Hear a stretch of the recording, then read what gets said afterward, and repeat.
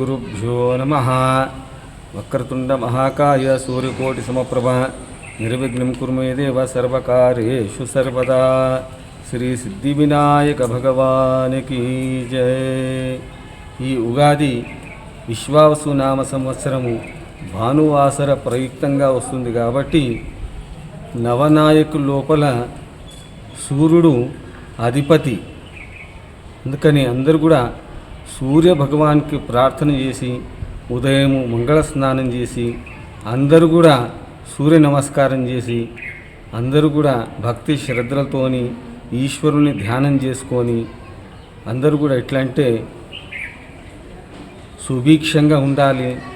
అదేవిధంగా ఈ సంవత్సరము వర్షాలు దాని తర్వాత ప్రజలు కూడా అందరూ కూడా సుభిక్షంగా ఉండాలని చెప్పి.